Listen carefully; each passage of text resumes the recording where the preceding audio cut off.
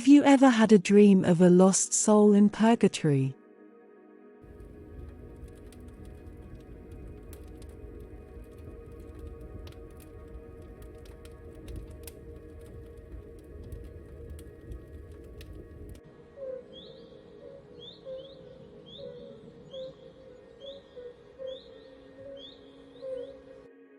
Having these dreams aren't uncommon, however they can be frightening and seem unreal.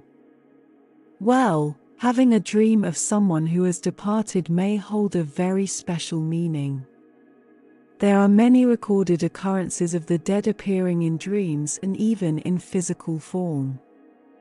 The idea is that these souls cannot atone for the temporal punishment due to their venial sins committed before their death. When they are in a place in between heaven and earth, each venial sin that one commits adds to the penance that one must do. Penance left undone during life converts to punishment in purgatory. You are not alone if you have had an encounter with a soul in purgatory. There was a famous appearance to Padre Pio, where he was alone in prayer when a man suddenly appeared out of nowhere. Precisely, Padre Pio had opened his eyes and saw an old man standing in front of him.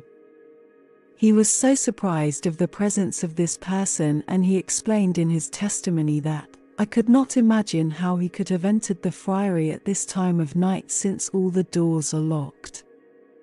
The old man ended up being a man named Pietro di Moro, who had died in the friary in his bed whilst asleep due to a fire and had burned.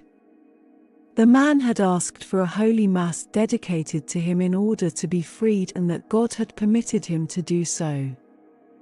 Now, moving on from this example, you may ask, how do I know if this soul is visiting me from hell? Well, simply, if a person has been judged into hell after their death, they will not appear to humans, as they will not get this grace from God to plead for prayers of intercession. So, if a dead relative or friend appears to you in a dream, be sure that they are not in hell, and make sure that you offer prayers ordained by the Church for the repose of that soul.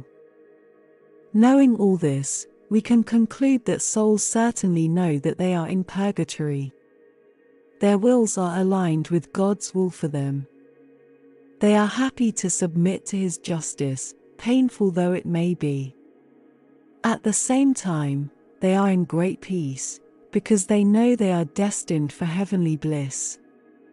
They welcome the fire of God's merciful love and would not want to avoid it. Their greatest suffering is their thirst to see God, and yet being unable to see Him until the stains of sin are expunged. It is all a process of sanctification. Just as treatment for physical injuries and diseases needs time and patience, so the healing of spiritual disease needs time and patience as well.